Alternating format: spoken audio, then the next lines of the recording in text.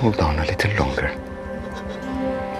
And when you discover yourself finding true strength because of your weakness, and when you do great things in my name, in spite of this. In 2025, Jonathan Roumie, the actor known for playing Jesus, met Pope Leo XIV for the first time. He extended his hand for a handshake, but was politely turned away. This moment of confusion led to something special.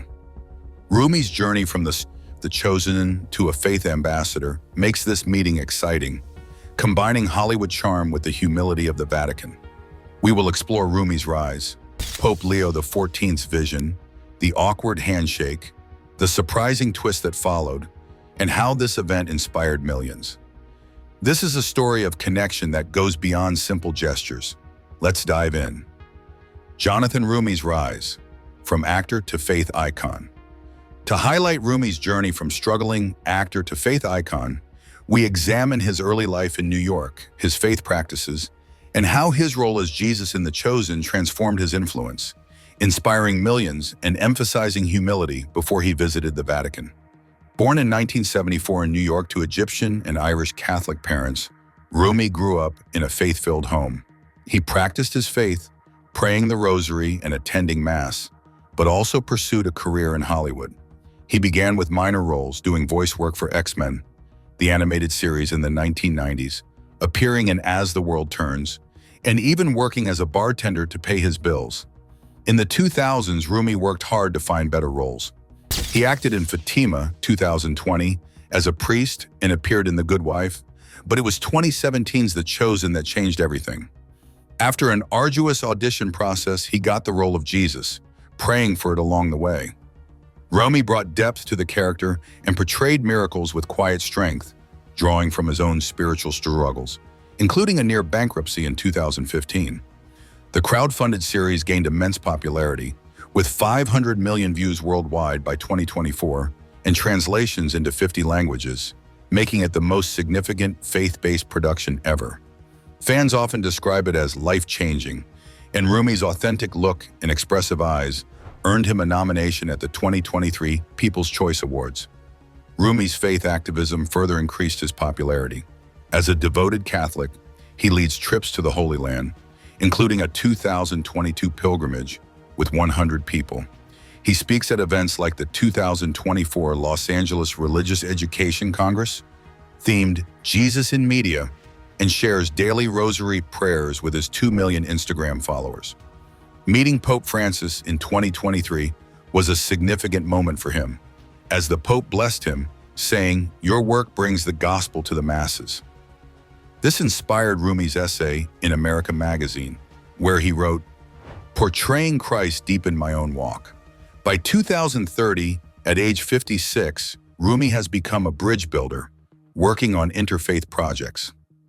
For example, he collaborated on a 2028 Chosen spin-off about apostles reaching out to Muslims and Jews. His journey from underdog to beloved figure sets the stage for his first meeting with Pope Leo XIV, blending his fame and spirituality in unexpected ways. Now let's learn more about this new pope and how their paths crossed. The new pope's election, Leo XIV's background and vision. Jonathan Roumie is gaining popularity for his role in The Chosen and his work supporting social causes. This has led to an interesting meeting between Hollywood and the Vatican. The focus is on Pope Leo XIV, a fictional pope elected in 2029. His election marks a new era for the Catholic Church, in which he combines humility with a strong commitment to social justice. In this imagined world of 2030, the selection of the new pope begins on March 15, 2029, after Pope Francis passes away peacefully at age 92. Pope Francis reigned from 2013 to 2029, emphasizing mercy and environmental issues. Cardinals from 120 countries meet in the Sistine Chapel, and after 3 days of voting, they have no clear choice. The debates revolve around climate change, AI ethics, and fostering dialogue between different faiths. Attendance at church services is declining, with a report showing that there are 1.3 billion Catholics, yet youth engagement is 20% lower. On the fourth day, white smoke appears, and Cardinal Giovanni Rossi, a 62-year-old Italian from Milan, becomes Pope Leo XIV. He chose this name to honor the legacy of the earlier Pope Leo XIII, who focused on workers' rights. Leo XIV's life story combines hard work and strong education. Born in 1967 to a working-class family in Lombardy, he had a father who was a factory worker and a mother who was a teacher. He studied theology at Gregorian University and served as a missionary in Brazil in the 1990s. Here, he saw the effects of poverty firsthand.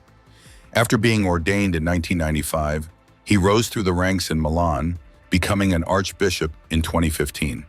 He advocated for migrants during the 2015 refugee crisis in Europe, helping 1 million refugees, according to Vatican reports. As a cardinal since 2020, he has built bridges between communities. He authored Faith in the Digital Age, a best-selling book advocating for technology in the church. He promotes the use of church apps and virtual reality for Mass to engage younger generations. In 2025 Synod, he emphasized that technology should be a tool, not a threat. His vision includes broadening Pope Francis's ideas on mercy to include AI ethics and climate action. He partnered with the United Nations on the 2030 climate goals and convened religious leaders for a summit in Jerusalem. At his first Mass, he stated, "The gospel is for the forgotten. Let's walk with them," attracting 5 million people to St. Peter's Square. His approachable manner and simple white cassock convey openness. Roumie is excited about Leo XIV's election because they share a passion for helping the marginalized. By 2030, Roumie's The Chosen has drawn 1 billion viewers, with spin-offs on the Apostles' outreach. Recognizing their shared goals, Leo XIV invites Roumie for a private meeting in 2025. This meeting, combining entertainment with spirituality, surprises everyone. Now let's explore what happens during that historic encounter in the Vatican. The first meeting, the handshake, refusal, and tension. Pope Leo XIV's recent election has captured everyone's attention. On a cool July morning in 2025, actor Jonathan Roumie meets the new pope for the first time in the Vatican. This meeting is a blend of history and humanity, combining Roumie's presence as Jesus with the pope's down-to-earth nature. However, what begins as a warm welcome takes an unexpected turn when Roumie extends a handshake, which the pope declines. This polite refusal creates a moment of tension and sets the stage for a deeper connection. The meeting takes place in a cozy library in the Apostolic Palace filled with books.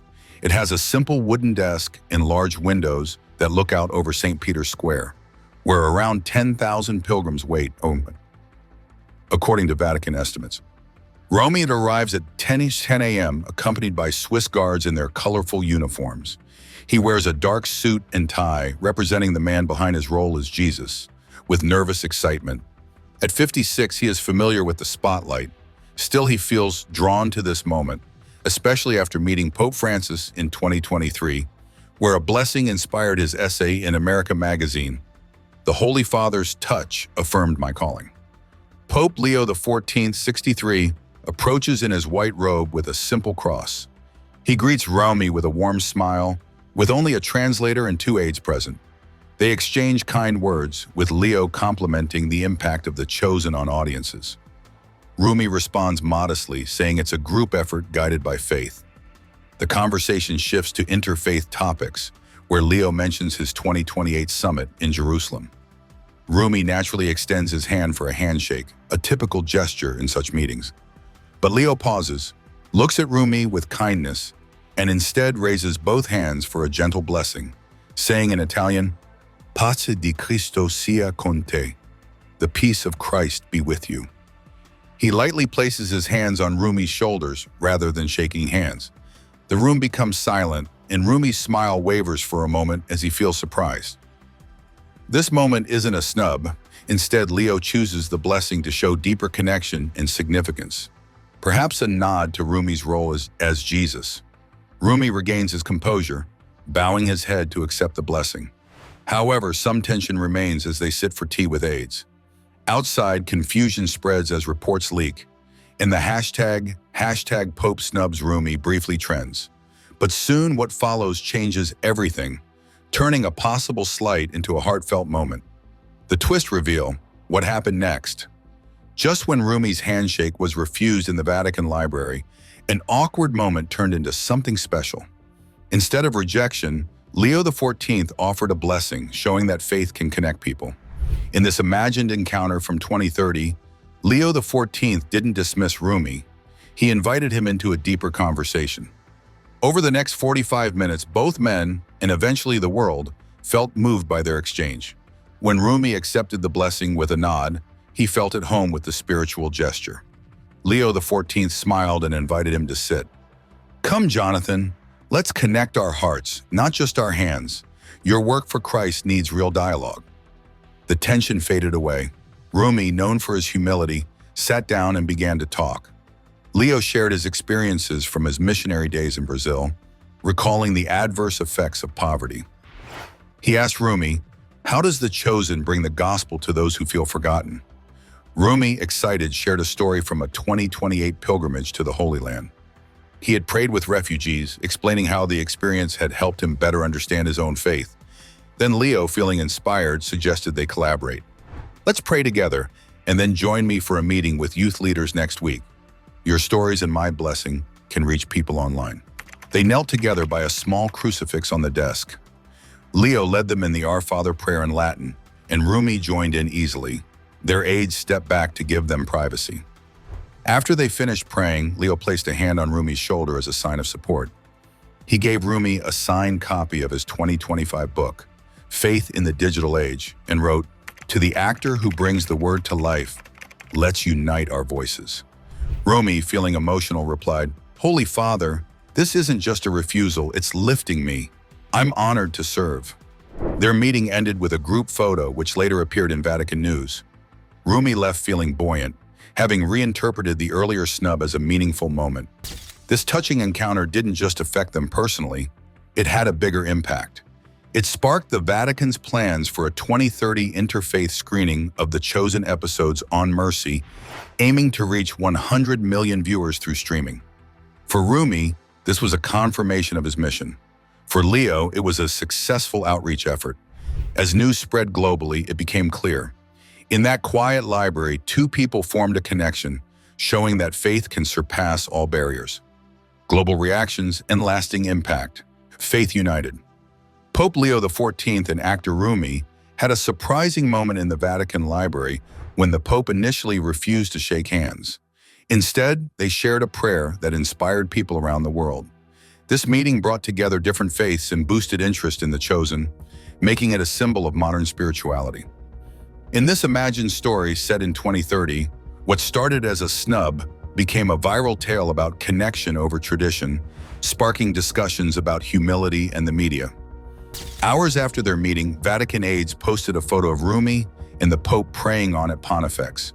The post received 50 million views in 24 hours, with the caption, "When faith meets the faithful." The hashtag Pope blesses Jesus began trending, with many comments praising the moment. A Pew poll showed that 60% of responses came from younger people, many of whom appreciated the relatable Pope energy, leading to a rise in downloads of the Church's app. Celebrities joined the celebration. The Chosen creator Dallas Jenkins tweeted about the moment, prompting cast members to share prayer videos. Figures like Oprah Winfrey and Chris Pratt spoke about unity, while major media outlets widely covered the story. By August 2030, the Vatican sponsored a screening series of The Chosen for youth groups, reaching 200 million viewers. Leo XIV even wrote a foreword for Roumie's upcoming book, Walking with the Word. This initial refusal showed that authentic connections go beyond physical gestures, bringing people together across screens and faiths. In a separate incident about 9 months after John Benet Ramsey's tragic death, another girl was attacked in her Boulder home while sleeping beside her mother. The attacker fled when the mother woke up. The two girls knew each other from the same dance school, highlighting the ongoing impact of community tragedies. Boulder police did not connect several similar, overlooked DNA comparisons, and instead focused on the Ramsey family. By 2008, police cleared the Ramseys as suspects, but rumors continued. Patsy Ramsey died in 2006, leaving her family under much suspicion. Nearly 30 years later, a new investigation team is looking into the case with modern technology. John Ramsey and his son, John Andrew, are hopeful for justice and want to clear their family's name. The mishandled evidence and unanswered questions from that night remain.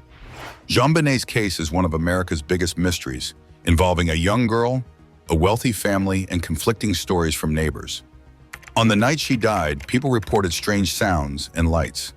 Theories include the possibility that her brother Burke accidentally hurt her, but DNA from an unknown male complicates these ideas. The family's wealth and the events of that night continue to raise many questions.